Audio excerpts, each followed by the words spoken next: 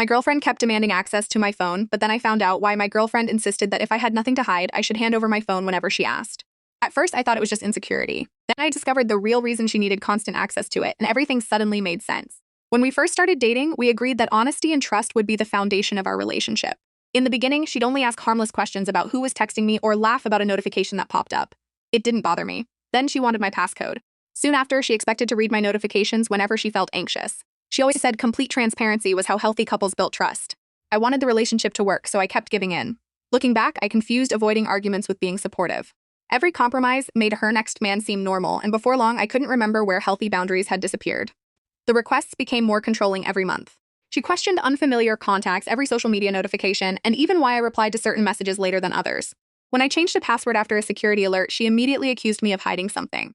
My friends noticed I hesitated before answering texts because I knew I'd face another interrogation later. My family quietly suggested that constant phone inspections weren't a sign of trust at all. Instead of setting clear boundaries, I handled things badly. Sometimes I'd deliberately leave my phone face down or hide it in another room just to see how she'd react.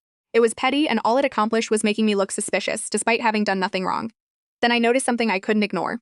Every time I casually reached toward her phone, she'd grab it almost instantly or change the subject. The double standard kept getting harder to explain away. Everything finally clicked one evening when I accidentally saw that she had been deleting conversations and hiding message threads on her own phone while demanding unrestricted access to mine. I didn't go looking for them, but once I realized what I was seeing, I couldn't ignore it. Suddenly, every accusation felt less like insecurity and more like a distraction. She had spent months trying to prove I couldn't be trusted while carefully avoiding questions about her own behavior. I also had to admit something uncomfortable. I'd ignored obvious double standards because I was terrified of losing the relationship. This is not the kind of relationship I wanted. That realization finally broke the cycle. I didn't yell or argue. I calmly told her we had two choices. Either we both respected each other's privacy, or neither of us would expect access to the other's phone. She immediately rejected the idea and insisted my situation was different. I simply nodded. Trust can't survive when the rules only apply to one person.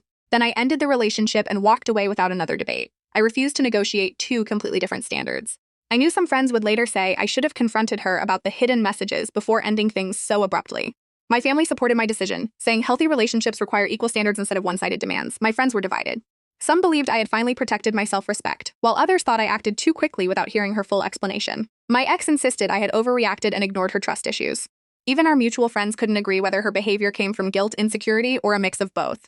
Before long, the conversation stopped being about our phones and became a debate about whether trust can exist without mutual boundaries. I no longer feel pressure to prove my honesty by handing someone my phone, but I still wonder whether ending the relationship immediately was the only choice I had, or whether I gave up before hearing the whole story. Some say I went too far. What would you have done?